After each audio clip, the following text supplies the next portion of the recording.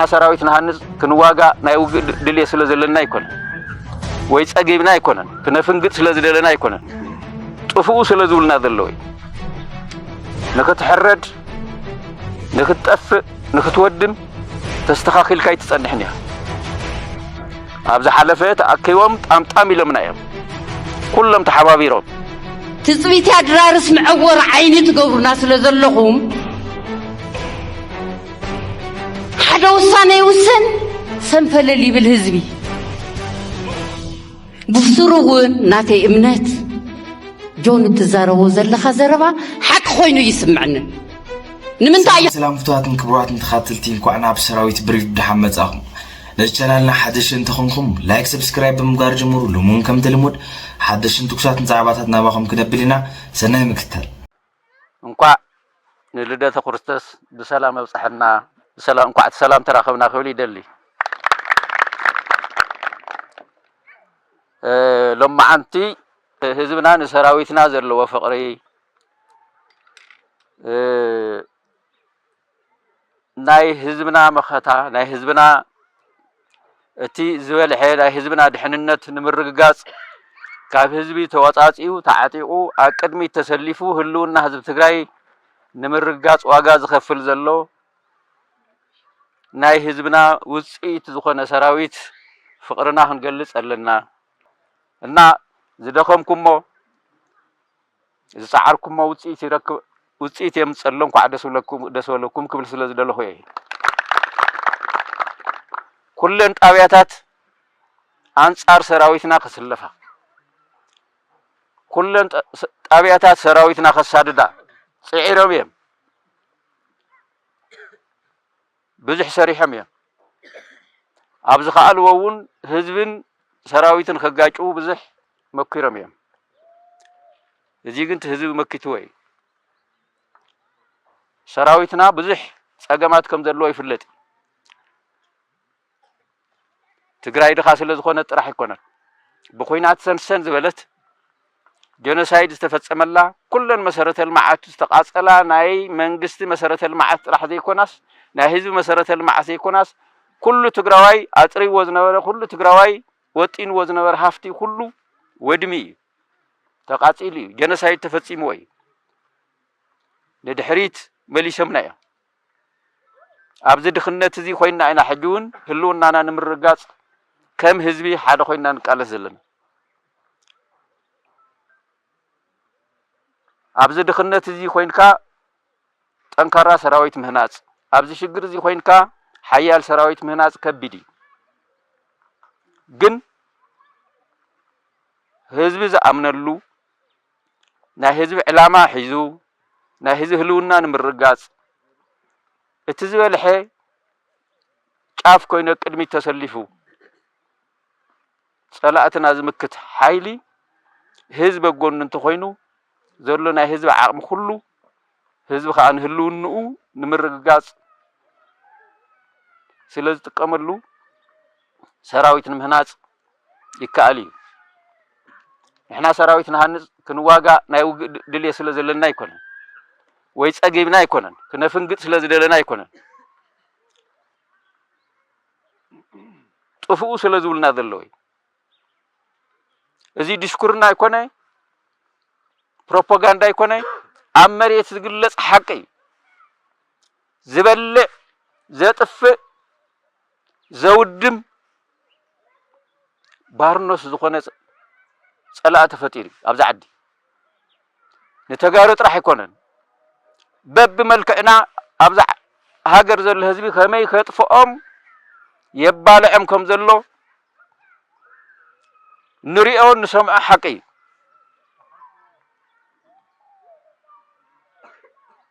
እዚ ስኢልካ ዝኾነ በዓል ስልጣን ዝኾነ ፖለቲከኛ ወይ ዝኾነ ሰብ ዝዛረቦ ንስልጣን ኢሉ ወይ ንዝኾነ ሓይል ንምስብሳብ ኢሉ ዝዛረቦ ይኮነን بمرين أمرين تاي كم زبط حنا خلاتنا نفلتين حجون تاي حصولنا خم زلوا خلاتنا نسمع زلنا أبستفلا لي عد كالت كاب تقرأ يوز أن تاي جور خم زلوا خلاتنا نفلتين نكت حرد نكت أف نكت ودم تستخاخل كي تسألني أبز حلفة تأكيوم طام إلمنا يوم كلهم تحبابيرهم بأكي متحبابري علامة مالتي تحرت بتينامي يتم ذا بتصح ناي حوادث تقدس علامة سلزي نورم السيئة تكبارم سلزي حزب تግራይ ዝቃለስ ዘሎ ጽጋብ አይኮነን ወይ ዝኾነ ከዕምጽ ስለዝደለ አይኮነን ወይ ልዕል ሰው ልዕል ዝኾነ ካልኦት ህዝብታት ክጥቀም ስለዝደለ አይኮነን ኣኑርና ይዘለ ከም ህዝብ ክንነብር ንደሊና ከም ህዝቢ ከም ግለሰብ አይኮነን ከም ህዝቢ እሴታትና ሁሉ ሒዝና ባህልና ቋንቋና ታሪክና ጀግንነትና መንነትና ደንበራትና ወሰናትና ኩሉ ሒዝና ክንነብር ኢና እንደሊ ከም ህዝቢ ኣብዚ ማንም ብጉልበቱ ከም ድላዩ ዝገብረና ኣይንፈቅድን ነዚ ዋጋ ከፊሉ ህዝብ ትግራይ ሕጂ እውን ህዝብና ንሰራዊትና ክሕግዝ ከሎ ከምቲ መጀመርያ ዝወልክዎ ስለዘለኩም ኣይኮነን ተሪፍኩም ኣይኮነን ፍቅርኩም ኢኹም ትገልጹ ዘለኹም ድልውነትኩም ኢኹም ትገልጹ ዘለኹም الሰራዊት እዚ አጠናኺርና الሰራዊት እዚ ብዝግባእ ዓቕሚ ዕቢና ፍቅሪ ሂብና ሞራል ሂብና ድልው ንግወሮ ዝብል ሓላዊና እዩ ናይ ህልውናና ዋና ዓቕሚ ኢልኩም ስለዝኣመንኩም እዩ እዚ ክሳዕ ክንደይናይ ናብ ሓደ ንመጽእ ኣለና ክሳዕ ክንደይናይ ንረዳዳእ ከም ዘለና ዘምልክት እቲ ኣብ ውሽጥና በቲኖም በታቲኖም ከባልዑና ደልዮም ዝነበሩ ደረጃ ብደረጃ እናመከትና ናብ ዝሕሸ ሓድነት ናብ ዝሕሸ ምርዳእ ንኸይድ ከም ዘለና መርአይ ዝተፈናቐለ ህዝብና ይጠመሎ يموت له يحمم له أب كبير شجري زله إذا استفانا قال هزبنا راح يكونن تيتفانا قال بتحتي عقيت آتي زل هزبنا خاء كم دلله مجمال أولو يوارد أولو بحلو تاريخو قانقو كم دلله ميقور أولو كاو أحالفهم حجون يفناقل ولو حجون يقتل ولو كم دي زول هزب نهلو الناينا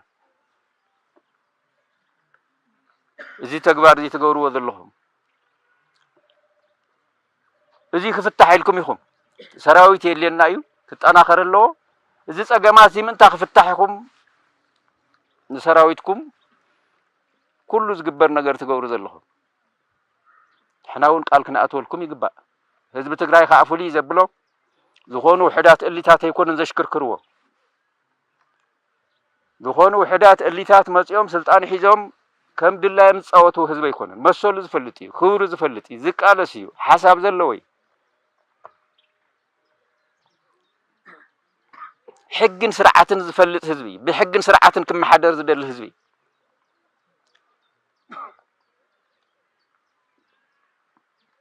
ስለዝኾነ ካፍቶም ባሊታትና ሓደ ህዝብና ስርዓት ዝፈልጥ بسرعة كمحضر زدلي مانم كصعنو زيدلي مانم عمل لني سلطان لني تمهير يلو الحمد لله يو زغورو سب زي فقد ونزاته نمايت نمخاخر حابرنا نوسن زول حزبي እዚህ ከጥፉ የም ጸላእትና ወንበል ዱሉ ዘለው እዚህ ከአን ሰራዊትና ህንጸጽ ዓብይ ነገር እዩ ሰራዊትና ንምስትኽካል በሰራዊትና ዘለው ሕጽረታት ሰራዊትና ንምጥንኻር እዚ እሴት እዚ እዚ ባህል እዚ እዚ መንነት እዚ ዓብይ ነገር እዩ ስለዝኾነ ኣብ ኢትዮጵያ ዝተፈላለዩ ሓይልታት ኣለው አንጻር ተስርዓ ዝዋግኡ ከምዚ ሰራዊት እዚ ግን ብስርዓት ዝተወደበ ሕጊ ዝፈልጥ ብሕግን ስርዓትን ዝምራሕ ናይ ባዕሉ መተሓዳደሪ ደንብን ስርዓትን ዘለዎ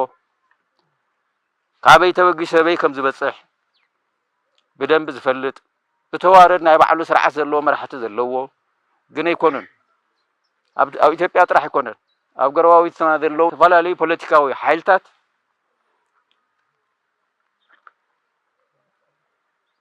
ካብዚ ተፈለየ እዚ ግን ካብቲ ናይ ህዝብና እሴትን ካብቲ ናይ ዕላማና ጽርየትን ካብቲ ንደልዮ ንቅድሚት ክነሳኽዕ እንደሊ ዘለናን መበገሲ ተገይሩ ዝተወደበ ሓይሊ ስለ ዝኾነ ልዕሊ እቲ ናይ መንግስቲ እየ ዝብል ሓይሊ ስርዓትን ሕግን ዝፈልጥ ብስርዓትን ሕግን ዝምራሕ ሰብኣውነት ብደንቢ ዘረጋገጸ ኣብ ትግራይ ጥራሕ ዘይኮነስ ኣብቲ ባዕሎም ወንጀል ዝፍጽምሉ ዘለዉ ዓድን ህዝብን ከይድውን ልዕሊኦም መንነቱ ዘመስከረ ሰራዊት እዩ ዘለና ሓቅን ምዝራብ ልዕሊኦም ሰብኣውነቱ ዘረጋገጸ ናይ ሕጊ ስርዓት ዘለዎ ሰራዊት ምዃኑ ዘረጋገጸ እዩ እዚ ምዃኑ ኣረጋጊጹ እዩ ሽግራት ተልዮምን ደቀቕቲኦም ሓቢርና ንፈትሖም እዮም ዝኾኑ ስለዚ ከምቲ መጀመርያ ዝበልክዎ መዓት ዝተሸገረ ህዝብ ኣለና ዝጠሚ መዓት ዘውድልል ፖለቲከኛ ከዓ ኣለና ዝዋቐጥ ነንባዕሉ ተስቢ ፌስቡክስ እንተስቢ ቲክቶክስ እንተስቢ ዝተፈላለዩ ሚድያታት ገሊኡ ብጸላእ ተጸጊዑ ገሊኡ ዝተፈላለዩ መንገዲ ነቲ ዓድና ዘሎ ሽግርስ ንፖለቲካዊ ረብሓን ጥቕምን ክጥቀመሉ ዝደሊ ሽግር ተኸሲቱ ኢሉ ዝሓዝን ዝስምዖ ዘይኮነስ ከም ጽቡቕ ኣጋጣሚኒ ፖለቲካዊ ከስቢ ዕዳጋ ሸቐጥ ከውዕሎ ዝደሊ እሊት ኣለና ደግነቱ እቲ ናይ ትግራይ ባህሊ ከምቲ ዝበልኩኹም እዩ መሰረቱ እቲ ህዝቢ መሰረቱ ትገባሪ ህዝብን ጠቕላላ ገጠር ይኹን ከተምኡ እንተየእመንካ እሊታት ባሕጨርጨር ኢሎም ከነኣሶም ደልዩ ይኮንኩን ከነዓቖም ደልዩ ይኮንኩን ሓደ ሃገር ሓደ ዓዲ ዓብዪ ሃፍቱን ዓብዪ ዓቕሙን እሊታት እዮም ዝተምሃሩ እዮም ፖለቲካ ዝፈልጡ እዮም ፕሮግራም ከውፁ ዝኽእሉ ስትራቴጂ ክነድፉ ዝኽእሉ እዮም ንምናኣስ ኢለ ኣይኮንኩን ግን እዚኦም ህዝቢ እንታይ ይሓዙ ህዝቢ ንጎኒ ገዲፎም ከምቲ ኣብ ዝሓለፈ ጀሚሮሞ ዝነበሩ ስልጣን ሒዝና ኢሎም የትመ የብፅሕ ስለዚ እቲ ኣብ ትግራይ ዘሎ ፀገምን ሽግርን የፖለቲካዊ ከስብን ረብሓን ሸቐጥን ክጥቀምሉ ዝኽእሉ ኣካላት ኣለዉ ካብ ውሽጥና ካብ ተጋሩ ኮይኖም ፖለቲከኛታት ኢና ምሁራት ኢና ዝብሉ ናብ ልቦም ክምለሱ እዮም ኣብ ዝኾነ ግዜ እቶም ጠቕሊሎም ከምቲ ዓንተዎ ዝበልኩኹም ናብ ገረቦም ዝኸዱ ከዓ ኸይዶም እዮም ግን ብዝተፈላለየ መንገዲ ኣደናጊሮም ዝወሰድዎ ግን ይመጽእ ኣሎ እዩ ክመጽእ እዩ ከዓ ውሕዳት እዮም እቶም ዝተርፉ ክመጽእ እዩ እቶም ዝተርፉ ውሕዳት እዮም ስለዚ ህዝቢ ወረዳ ሰሓርቲ ጠቕላላ ከዓ ህዝቢ ዞባ ደቡብ ምብራቕ ከም ዞባ እቲ ጸላእትና ህዝብናን ሰራዊትናን ክረሓሓቕ ክቃየም ኮነ ኢሎም ዝሰርሕዎ ኣስተኻኺሉ ሓድነትና ናብ ዝነበረ መሊሱ ሰራዊትና ኣብ ቅድሚት ኮይኑ ህልውና ህዝቢ ትግራይ ከም ትግራይ ወሲድካ ወዲ ወረደ ግድን ክመጽእ ኣለዎ ነገር ግን ሰራዊት ወሲንኩም ኣርምታት ብፍላይ ኩለን ወሲነን ኮንፈረንስ ህዝቢ ብዝግባእ ተወሲኑ ውድብ ሕወሓት ብዝግባእ ወሲኑ زي قبول تغيرو تخيدو زي قبول تغيرو تخيدو بفلاي ناي دوبن مقلن كباب مقلن دما بعل خاي خجو بعل خاي حلافيو الساخته في الصملنا تسئل انت خوينكا نود وردو ونين صبر ود ورده يمصان نبلولو زلنا مخنيات ወይ ህዝብ ዝብለሉ ዘሎ ምክንያት እስኹም ተዛረኩም ወዘረባ ሰሚዕስ ከይደ ምስኦም ክዛረብየን ተኾይኑ አው ኸይርካ ካብ ክትዛረብ አውዚ በሐባር ንዛረብ አውዚ ኾፊልና ተዘራሪብና ምዕለብ እንተ ዘገርናሉ ትጽቢት ያድራርስ ምዕወር ዓይኒ ትገብሩና ስለዘለኹም ሓደ ውሳኔ ይውሰን سنفلل بالهزبي حدا وصانه يوسن من سيبتن هون الكاز قبر زلو نقريو زني ازب الامنس لذلناي بسروون ناتي امنت جون التزارو زل خزربا حق خوينو يسمعني نمنتايو حق خوين زي يسمعني كافتم بقى موزمز قوميتي حنتي يعني رخيمناكا مستولده بشخن متينا صراحي لكمنا مصبحيتو جن اين متسني لكم لي اخكم تمالي اذ وسن كايو صبحيتو منتاي قديف كايو كي تخد زبلك خويني يسمعنا كي تخد سلته هالكاس طرف خويني يسمعني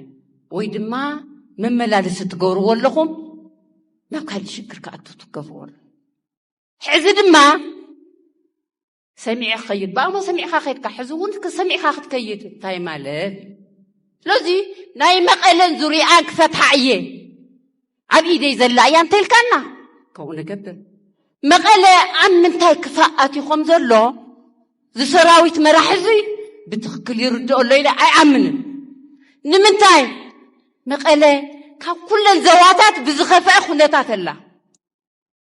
بوليتيكاو خنتاتنا يحمزلو صوتاو خنتاتنا يحمسل محوراو خنتاتنا مسقلقل تبلو لكم يمساقلنا له بسنكم في صنتتنا يصلات نولا زلنا ما بخالي مولكو خصل تغورو لكم نرانا تمساقيلو حزد ما يكنسن بعطقات ترانسفورمراتنا تسرقنا طفاي حضرنا هقطال سمون ما ينركب حزب ختمه مقالن تسيرون طايخون نورون ندير برشوشو يلو طايخون عفتن كالوت دحان زلو خنتات اما قالنا خف اخيد كله هادي موز نبرس ليراز نبرس نام قال خكب تغيرو مقال خمزي نبرت كمزي لا خطقبر زقبر كنتات تفطرولنا لكم سلازي كتفتحوا تقولوا انتو خوينكم فتحوا زي تفتحوا انتو خوينكم دما حزبي زلقو ممارس يوسد بسرون مقال زنيكم نعقد لعل زخون يخون يزبل امنت يزلن ثلاثه غزي كو تصوعكم سراوت مرحتي كم بيت مخر تصوعكم قوامكم تخمسيلو اين قربني لكم كم فصمت تصوعكم اين مصني لكم لعنو يمرارحا رخونا لكم اين ركبني لكم لعل زخون يخون اكلكم نسو باي ودخلونا يبزحزي سلازولدنا غن نچنق سلازولدنا غن يصبنا نهزو لوخ بتوسنه سلازحزناون نچنق نسق واي انا نزل مسخون جن حزي حليفكم كتبنا لكم ناي ما عدا طلع عندنا نري قلنا وشنا زل خفينا كافتفت خوينا اوان زنا رفتورا اوان زنا حزي خفنا حزي چنقنا حزب ختمه مقال حز چنقو شعما مورال نيرو حدنت نيرو كم حدث كوين انقساقس نيرو حبيلو بيصحنا لو نيچنق نيرو حزقن تسفقس ان حزبنا ديركم بسنكم ارمي زيبلو سراوي تحت زلو زيبلو ابلعل تخويتكم نسخم نفسا فللتكمنا سلازي ناي مقال حزبون كمل سايخيل يتبل تخوينكا نافقوتنا يودو الردي بلنا اي من لسان انت الكاتب كلكم تمزوا